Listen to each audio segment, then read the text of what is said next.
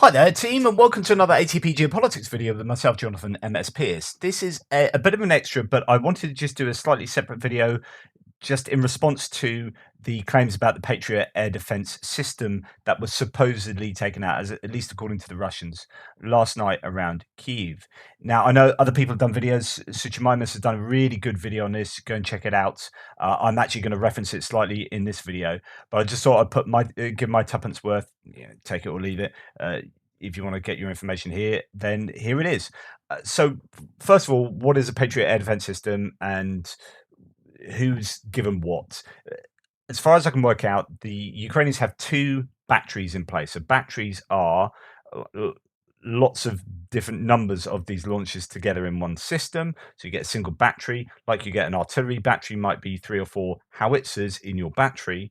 A battery of Patriot might be 6 to 8 launchers and a radar system. We'll talk about this in a second. So they've got two batteries at the moment. I think there's a third battery coming. There's one battery is already from the US, one's from Germany, I think, and then the third one, I'm not quite sure where the third one's from. And then we have other launchers being given by the Netherlands. So they will be able to be added to existing setups. And remember, Ukraine have also been given this overall command center I talked about a couple of weeks ago with regard to being able to tie together all their defense systems centrally. You can kind of press buttons and it will be able to, fire off different NATO air defense systems depending on what the target is that they're wanting to aim for. Anyway, so just before we get on to the video footage came out from last night, this came out, when was this piece? May the 12th. So this was after a Kinjal dagger. That's a hypersonic missile, which means it goes over Mach 5. K that Kinjal missile was taken out of the sky, and people were saying, "Oh, this is a Patriot missile system doing this," and then it was denied, and then the Ukrainians came out and said, "Actually, yeah, it is." The problem, why they didn't want to admit this, is because as soon as you admit you've got a Patriot air defense system operating in around Kiev, it becomes target number one. These are really expensive bits of kit, and they are also really effective. And as you can see, it can take down Russia's best missiles. So that then is open season for Russia to target that. Arguably, that Kinjal was targeting the Patriot air defense missile system, and it could be that then got the Russians some data on where the systems might be. So now you've got 6 Kinjals, 3 ballistic missiles, S-400, I think they were, and cruise missiles as well, all flying at Kiev, and probably at different times as well. So you try and saturate the air with your missiles, and then you use up all your Patriots, or use up all your Nazams or RST or whatever they got there, and then suddenly there's a few more, and like, dang, and they then hit. And actually, all the first lot were sacrificial to some degree, or they're giving you data about where the systems are, so on and so forth. Anyway, after the first Kinjal was taken out previously, this article says, just as we predicted in December, Russia apparently used the powerful emissions from at least one of the two donated MIM-104 Patriot missile systems to target and launch an attack against it by Kinjal. So they're saying these systems had already been used, and they'd got the kind of radar footprint of that, and then attacked it with a single Kinjal. So US officials believe that Russians picked up on signals that are emitted from the Patriot, allowing them to target the system with a ballistic missile that can reach hypersonic speeds. CNN reported on Friday. The Ukrainian air defense fired multiple missiles from the Patriot at different angles to intercept the Russian missile, demonstrating how quickly they have become adept at using the powerful system, one official said. So, and then they finally admitted it. Now, what I want to get down to is this. So the Patriot emissions and footprint would be very hard to conceal from detection. David Shanker, retired Army colonel and former commandant of the Army Air Defense Artillery School at Fort Sill, Oklahoma, agreed with this assertion. Quote, one Patriot battery with a full complement of launchers, 6 or more, it's thought that maybe 8 launchers are with these, requires 50 to 60 soldiers to in place, and then 25 to 30 soldiers to operate and maintain. David Shanker, that's your man. To continue, a Patriot battery uses approximately a square kilometer of land space. So it's susceptible to Russian ISR. So that's intelligence, surveillance, and reconnaissance. Oh, as it says there, the radar, when radiating, emits a large signal and will ultimately be seen by Russian signal intelligence capabilities. So not only can you see it just from ISR without needing to get radiation footprints, just from the air, if you've got good reconnaissance. Now, this will be near Kyiv, so that's going to be difficult, and their satellites aren't particularly good, but you're talking about a square kilometer here. You're talking about lots of bits of kit.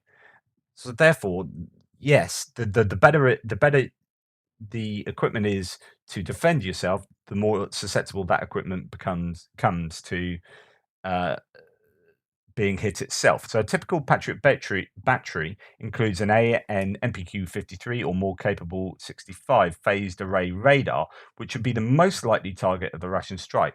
So if you've got a radar with 8 launchers, each able to fire 4 rockets, I think, set around, this radar, taking out one of the launchers with a very expensive missile is probably not your best use of that missile. It probably is to take out this radar. On Friday, Shank told us he was not surprised to hear the Patriot system was targeted and that Ukraine needs a good emissions control plan coupled with decoys to help mitigate such attacks. If you radiate constantly, for example, at 3 p.m., you will die. Or, for example, at 3 p.m., you will die. He told us it's a big radar and puts off a big signal. What's needed are decoys that replicate the same signal. It's difficult with only 2 Patriot batteries in the country, both of which I assume are in Kyiv. Alternating radiate times, meaning turning the radar on and off, is a start. Also, radiating when an attack is expected, intelligence is key. So you don't just have it switched on all the time. You kind of alternate. If you've got 2 batteries, you would alternate switching them on at different times, but actually switch them on when you've got other intelligence to suggest that rockets are going to be fired. Right? If you're having 6 weeks between cruise missiles being fired, then wait until you got intelligence to suggest, oh, the planes are getting ready over in that air base and the ships are out in the sea, in the Black Sea. So it's probably now a good time to start using our radars a little bit more. It's more risky, but we don't have them switched on the whole time, type thing. In addition, Shanks said it's important to procure decoys. Quote, several look to keep the Russians guessing on the exact location. Moving these decoys and 2 batteries occasionally will also help. Last and very important, beyond the emission control plan is passive air defense measures, bunkers, camouflage, again, decoys, survivability measures, etc. So, and the other issue is trying to move batteries around when they take up a square kilometer. There aren't that many options of places to put them. Loads of people around you know where they are. There will be people in Kyiv who are pro-Russian who will be like, well, yeah, I know where the battery is because there's freaking 8 of these things and a radar. So, hey, Kremlin, by the way, they're at these GPS coordinates or whatever. It's difficult to maintain operational security around such large installations and to have them operating effectively. I mean, ideally, you want them operating 24/7 and and that will make them as effective as possible. But that's just not going to be the case.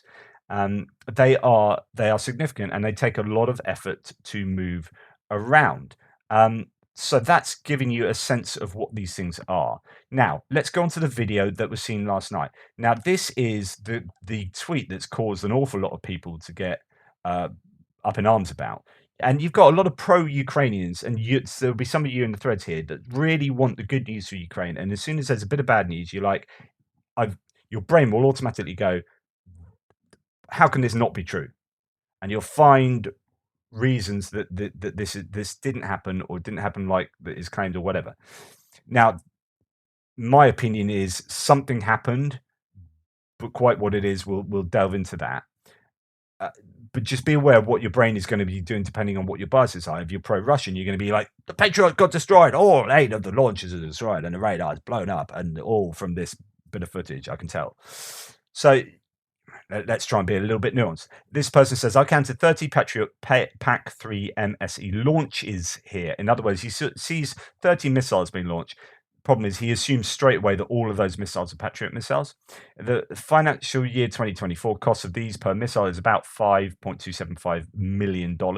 So that was $158 million worth of kit fired in about 2 minutes. And as we see, the battery or something else likely got blown up. So it failed in its mission.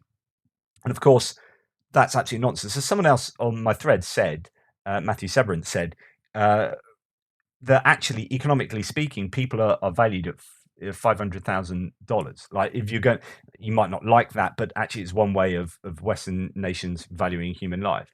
And actually, if that's the case, then that amount of expenditure easily paid for itself, right? It did its job. So it's not failed. It's done its mission. It's failed. It's succeeded incredibly. And if now the Ukrainians are claiming 100% of 18 missiles were shot down, as we can see in a minute, it looks like at least one wasn't shot down. But to get that intercept ratio, even if it's post 90%, is insanely good, especially if these are the best missiles that Russia can throw at Ukraine. We need to be a little bit careful when we throw around these kind of conclusions, especially when this guy clearly doesn't know what was hit exactly, and what the threats were, what the success rates were, etc., etc. Anyway, let's look at the video. I'm not going to show you everything, but just to let you know, one of the ideas that Suchamaima says is that these are slower, larger diameters of light there. These are slow missiles. He says, coming from here, that is the Patriot missile. He thinks that's a Patriot missile. And then you have eventually quicker, smaller radius missiles going off. In fact, these, we might start seeing some of these. I don't know if these are still Patriot missiles there. And then a little bit further on, as you can see now, there's these smaller ones there. So that's a much smaller missile, and that's a smaller missile. So there are 3 points of missiles taking off here, and there's a larger ones there. So maybe even 4 points, 4 different missile launchers operating. Of course, this doesn't give you an idea of the depth going back. So what Suchamimus was saying is that there's one of those smaller ones, is that the one with the smaller ones is here, the one with the larger ones is here, although I have seen some larger ones go from there. There's one just there, and there's another one over here. So you've got these 3 sort of missile launchers. Now, this video, it goes on, and then eventually this all quietens down, and indeed, apparently it's 6 minutes later, so there's no smoke left. 6 minutes later, this happens. And you cut to this video, which has a big explosion happening in the middle of there. So rather than the missiles that were firing off from here, these are the missiles that are firing off from the middle. And that explosion there is apparently, according to pro-Russians, a Russian missile hitting that system. Now, we don't know whether that was a rocket misfiring and exploding. We don't know. All we know is that there was a bit of a flash and a bang from that area, as far as I know anyway. And as I say, Suchamimus says that is coming from the number 2 position, which he suggests is not the Patriot. It's actually one of the smaller rocket positions. You can contest what he says, but that's what he says. And then other people are piling in. So Thomas Steiner says, as open source intelligence accounts are retweeting this BS, I have to wade in. One is not a PAC-3 MSE. The number of launches make it clear that these are M902 launchers firing standard PAC-3 or PAC-3 CRI. The battery was not hit. A battery consists of 8+ launchers, 1 to 2 radars, an engagement control station, an antenna mast group, an electric power plant, command posts, etc., which are placed so far apart that if one gets hit, nothing else gets damaged. What the Russians claim to have hit is a launcher, but as you can see, they cut to a different video for the battery, quote, battery hit. If the Russian hit something, then it was an empty launcher. So so the launchers have fired off all their stuff, and then it gets hit. The cheapest and most easily replaced Patriot part. So the argument here is actually that's cheaper to replace of all the bits of that kit. That's the cheapest one to replace, and if it's not got 4 rockets in, then it's considerably cheaper. Than one with 4 launches in. And actually, I don't know what one with 4 rockets in. I don't know what the 4 missiles actually are worth, compared to the launcher itself. On the more than a dozen of the other videos I saw of the PAC-3 launches, not one recorded an impact. Not even the video, the Russian spread of the launches recorded an impact. They had to switch to a different video for showing an impact. Patriot never fails its missions, while Russians always fail in their missions and their lies.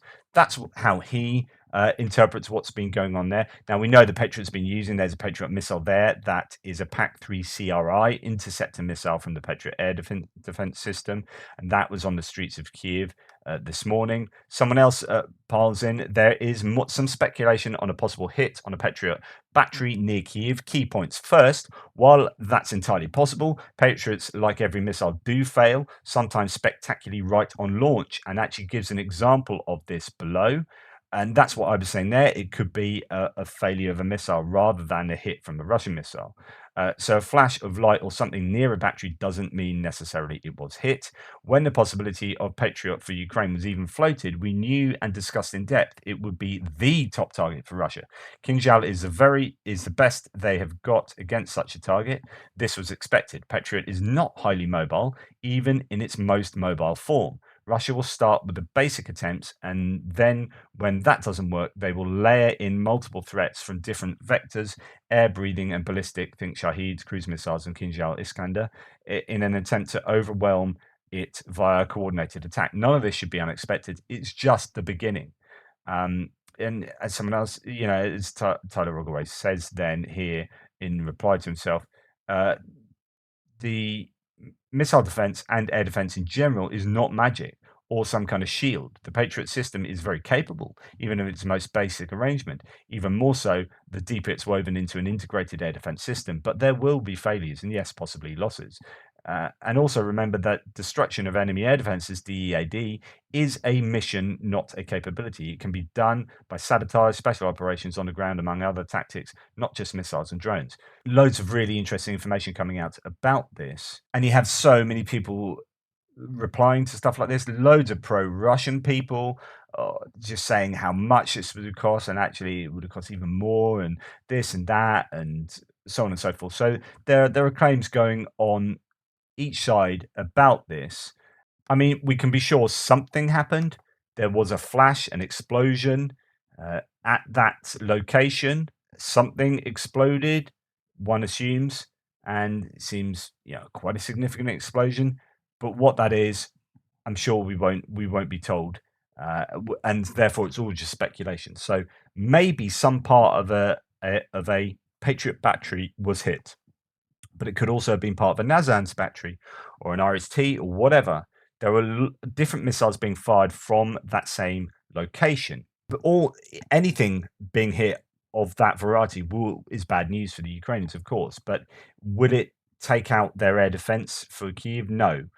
Is it an entire battery? No. It's almost certainly just a single piece, single component of that.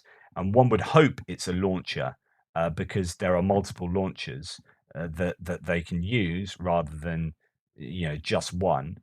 However, that if it was one of the more necessary components for the whole thing to work, whether that be the radar or one of the other pieces of kit, that might be more significant. And I don't know what the turnaround time is on getting replacements for those, so on and so forth. Anyway, that's my tuppence. Just be wary of people who make really big conclusions early doors, and be far more susceptible to sitting back and going, yeah, I'm just going to wait for the dust to settle. Something happened.